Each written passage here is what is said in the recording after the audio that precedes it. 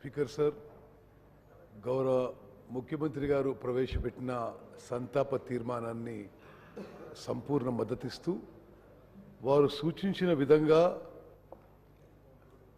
గౌరవ మన్మోహన్ సింగ్ గారికి హైదరాబాద్లో ఒక మంచి మెమోరియల్ విగ్రహం ఏర్పాటు చేయడం కూడా చాలా సముచితంగా ఉందని చెప్పి నేను కూడా భావిస్తున్నాను.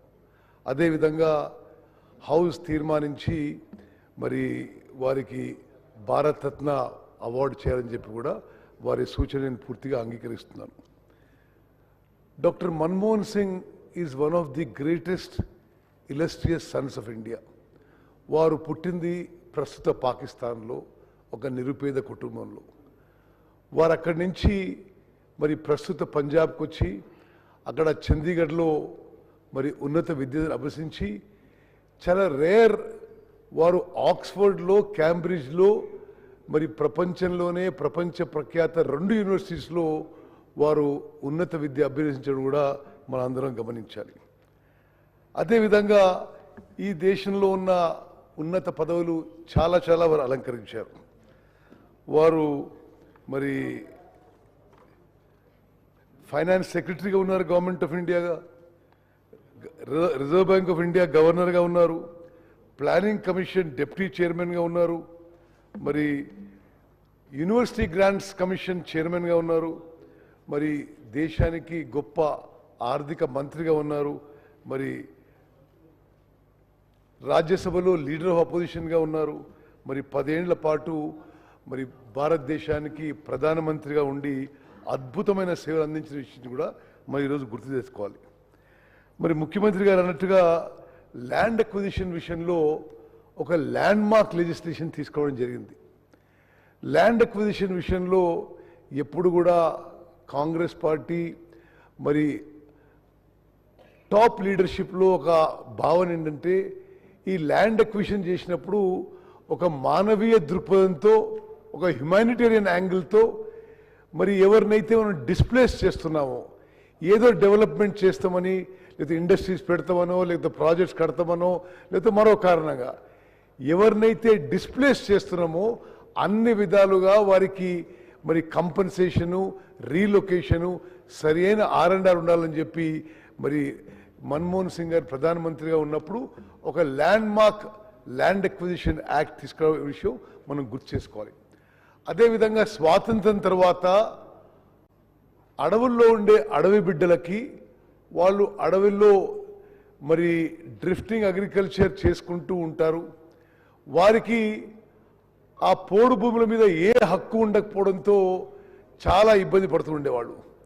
మరి మన్మోహన్ సింగ్ గారు ప్రధానమంత్రిగా ఉన్నప్పుడు అడవుల్లో ఉండే అడవి బిడ్డలకి ఫారెస్ట్ రైట్స్ యాక్ట్ క్రియేట్ చేసి దేశంలో లక్షలాది మంది ఆదివాసులకు మరి మేలు చేసిన విషయం కూడా ఈరోజు మనం గుర్తు చేసుకుందాం.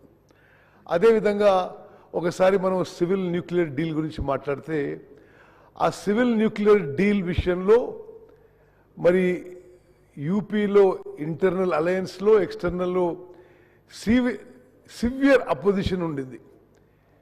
But doctor Manmohan Singh believed that is in the interest of the country. భారతదేశము మొదటి న్యూక్లియర్ టెస్ట్ చేసిన తర్వాత ఇంటర్నేషనల్గా ఏ దేశం కూడా మనకి న్యూక్లియర్ ఫీల్డ్లోనే కాకుండా ఏ హైటెక్ ఫీల్డ్లో కూడా టెక్నాలజీ ట్రాన్స్ఫర్కి సుముఖంగా లేకుండే. అయితే యుఎస్తోని చర్చలు జరిపి ఈ సివిల్ న్యూక్లియర్ డీల్ మనం అగ్రిమెంట్ అయితే మరి న్యూక్లియర్ ఫీల్డ్లో కానీ ఇతర హై టెక్నాలజీలో కానీ మరి కోఆపరేట్ చేయవచ్చని చెప్పి అమెరికా నుంచి సంకేతాలు వస్తే ఆ రోజు కేంద్ర ప్రభుత్వం పడిపోయే పరిస్థితుందా మరి డాక్టర్ మన్మోహన్ సింగ్ గారు దేశానికి ఏది మంచి అయితే చేయాలనే ఉద్దేశంతో సివిల్ న్యూక్లియర్ డీల్ ఏ విధంగా పుష్ చేసి మరి పార్లమెంట్లో పాస్ చేసిందో మనం అందరం గుర్తుపెట్టుకుందాం. నేను వారిని పలుమార్లు కలిశాను. మరి తెలంగాణ ఎడ్యుకేషన్ అప్పుడు కొంత కన్సల్టేషన్ ప్రాసెస్లో మరి వారు మాట్లాడిన కొంతమంది తెలంగాణ కాంగ్రెస్ నాయకుల్లో నేను కూడా ఒకరిని. వారు ఎప్పుడు soft spoken, very humble, very simple person. మరి తర్వాత తెలంగాణ ఏర్పడ్డది. సరే, మేము ఎలక్షన్లు ఓడిపోయినాం. మరి ఏఐసిసి ఆదేశాల మేరకు పివి నరసింహారావు గారి బర్త్ సెంటనరీ సెలబ్రేషన్ చేయమని చెప్పారు. అప్పుడు తెలంగాణలో నేను, శ్రీధర్ బాబు గారు, గీతారెడ్డి గారు మరి ఒక సంవత్సరం పాటు పివి నరసింహారావు గారి సంవత్సరం పాటు బర్త్ సెంటనరీ సెలబ్రేషన్ చేయడం జరిగింది. మరి ఆ సెలబ్రేషన్స్కి నేను వారిని పోయి ఢిల్లీలో కలిసి మరి మీరు రావాలి, మీరు ఇనాగరల్ అడ్రస్ మీరు ఇవ్వాలని చెప్పి రిక్వెస్ట్ చేస్తే వారు ఇమీడియట్గా యాక్సెప్ట్ చేశారు. యాక్సెప్ట్ చేసి ఒకటే విషయం అంటే ఇప్పుడు నాకున్న హెల్త్ కారణాల వల్ల నేను ట్రావెల్ చేయలేను, నేను ఇక్కడి నుంచే మరి జూమ్ యాప్లో నా ప్రసంగం చేస్తా అని చెప్పి ఆ రోజు పివి నరసింహారావు గారిపై వారికి ఉన్న అపార గౌరవం, అభిమానం మొత్తం కూడా వారి ప్రసంగంలో చాటుకున్నారు. మరి అదేవిధంగా నేను ప్రస్తుత ముఖ్యమంత్రి, ఆనాటి ఎంపీ, అదేవిధంగా ఆనాటి ఎంపీ వెంకటరెడ్డి గారు మేము పార్లమెంట్లో బయట ఒక దగ్గర కూర్చొని ఉంటే లోక్సభ అండ్ రాజ్యసభ ఎంపీసు బీజేపీ ప్రభుత్వం మీద, కేంద్ర ప్రభుత్వం మీద నిరసన తెలియజేయడానికి మన్మోహన్ సింగ్ గారు 10 ఏళ్ల ప్రధానమంత్రి, ప్రపంచ ప్రఖ్యాత స్టేట్స్మెన్ వారు వచ్చి చాలా సింపుల్గా మా మధ్యలో ఆ నిరసనలో కూర్చున్నారు. నేనంటే వారు 1000 మందిని కలుస్తారు, నన్ను ఎడ గుర్తుపెట్టుకుంటారు అని చెప్పి నేను ఏదో పరిచయం చేసుకునే ప్రయత్నం చేశాను. నేను అంటే ఐఎమ్ సో అండ్ సో, అంటే I know Uttam Reddy PCC president, అంటే చాలా మెల్లిగా అది అసలు వినపడినట్టుగా వారు మాట్లాడే విధంగా ఉండేది. మరి ఆ విధంగా one of the greatest sons of India who has made enormous contribution to this country, he is a loss for the country and for the state of Telangana. Loan waiver విషయంలో మనం ఒక నిమిషం మాట్లాడుకోవాలంటే అంతకు ముందు కానీ ఆ తర్వాత కానీ ఏ కేంద్ర ప్రభుత్వము కూడా మరి రైతులకి రుణమాఫీ చేయలేదని చెప్పి నేను మనం చేస్తున్నాను. మన్మోహన్ సింగ్ గారు ప్రధానమంత్రిగా మొత్తం భారతదేశంలో రైతుల రుణం మొత్తం మాఫీ చేసిన ఘనత వారికి దక్కుతుందని చెప్పి నేను మనం చేస్తున్నాను. అదేవిధంగా వారు తీసుకొచ్చిన కొన్ని హిస్టారిక్ లెజిస్లేషన్స్, ఈరోజు మనం ఉంటాం, రేపు ఇంకోరు ఉంటారు, కానీ చరిత్రలో నిలబడిపోయే లెజిస్లేషన్స్. ఆనాడు సోనియా గాంధీ గారు నేషనల్ అడ్వైజరీ కౌన్సిల్ అని ఒక అడ్వైజరీ కౌన్సిల్కి చైర్పర్సన్గా ఉండి, మరి మన్మోహన్ సింగ్ గారు ప్రధానమంత్రిగా అడ్వైజరీ కౌన్సిల్ మరి ఈ యూపీఏ ప్రభుత్వానికి కొన్ని సజెషన్స్, సూచనలు ఇచ్చేవారు. సోనియా గాంధీ గారి నాయకత్వంలోని నేషనల్ అడ్వైజరీ కౌన్సిల్ సూచనల మేరకు ప్రధాని మన్మోహన్ సింగ్ గారి యూపీఏ ప్రభుత్వం national rural employment guarantee scheme చట్టంగా తీసుకొచ్చిన విషయాన్ని మనం చేస్తున్నాం. ఇది ఎంత గొప్ప విషయం అంటే అంతకుముందు ఎప్పుడు కూడా భారతదేశ చరిత్రలో employment was never a right. Employment సరే దొరికితే దొరికింది, లేకపోతే లేదు. కానీ గ్రామీణ భారతదేశంలో ఈ రూరల్ డిస్ట్రెస్, ఫైనాన్షియల్ డిస్ట్రెస్ చాలా ఉందని, ఈ మైగ్రెంట్ లేబర్ ప్రాబ్లం చాలా తీవ్రంగా ఉందని గమనించి మనము రూరల్ ఇండియాకి ఏదో విధంగా మరి ఈ మైగ్రెంట్ లేబర్కి, ఈ పని దొరికిన లేబర్కి మరి ఉపాధి కల్పించాలి, కొంత రూరల్ ఎకానమీకి కొంత అమౌంట్ పంపించాలని ఒక మంచి ఉద్దేశంతో ఎన్ఆర్ఈజీ స్కీమ్ మొదలుపెట్టడం జరిగింది. ఆనాటి నుంచి ఈనాటి వరకు చాలామంది చాలా విమర్శలు చేశారు. కానీ even today the main stay of rural economy in India is the Mahatma Gandhi national rural employment guarantee scheme. అదేవిధంగా ప్రభుత్వంలో ఉండేవాళ్ళు ఎవరు కూడా వాళ్ళని ఇతరులను ప్రశ్నించడం ఎవరికి ఇష్టం ఉండడం లేదు, రాష్ట్ర ప్రభుత్వాలకు కానీ కేంద్ర ప్రభుత్వాలకు కానీ. మరి మనం చూస్తున్నాం, అంటే ముందు కూడా కేంద్ర ప్రభుత్వాలను చూస్తున్నాం, తర్వాత కూడా చూస్తున్నాం, రాష్ట్ర ప్రభుత్వాలను చూస్తున్నాం. ఎవరైతే ప్రభుత్వంలో ఉన్నారో వాళ్ళు జవాబుదారితనంగా ఉండాలి, ట్రాన్స్పరెంట్గా ఉండాలి, ఇన్ఫర్మేషన్ ఎవ్రీ సిటిజన్స్కి అవైలబుల్ ఉండాలి అని రైట్ టు ఇన్ఫర్మేషన్ ఒక హిస్టారిక్ లెజిస్లేషన్ తీసుకొచ్చారు. అంటే నువ్వు 10 రూపాయలు కడితే ఏ పౌరునికైనా తహసీల్దార్ నుంచి ప్రధానమంత్రి వరకు ప్రజా సొమ్ముతో ఏ యాక్టివిటీ చేసినా పూర్తి వివరాలు ఇవ్వాల్సిన బాధ్యత రెస్పాన్సిబిలిటీ ప్రభుత్వం మీద ఈ హిస్టారిక్ లెజిస్లేషన్ పెట్టడం ఇది మనం అందరం గమనించాలి. అదేవిధంగా మరి రైట్ టు ఎడ్యుకేషన్, మరి నేను ముందు చెప్పినట్టుగా మన్మోహన్ సింగ్ గారు చాలా పేదరికంలో పుట్టారు. వారి చిన్ననాటి ఎడ్యుకేషన్ కూడా చాలా కష్టంగా అయింది. అయితే ఒకనాడు వారు అన్న మాటలు నేను రిపీట్ చేస్తున్నాను. I read under the dim light of a kerosene lamp. I am what I am totally because of education. So I want the light of education should reach to all. ఇది మన్మోహన్ సింగ్ గారి మాటలు. ఈ మాటలు అని వారు right to education తీసుకొచ్చారు. అంటే 6 ఏళ్ల నుంచి 14 ఏళ్ల వరకు ప్రతి పిల్లవాడికి education is a fundamental right. భారతదేశంలో అంతకుముందు ఎక్కడ లేదు.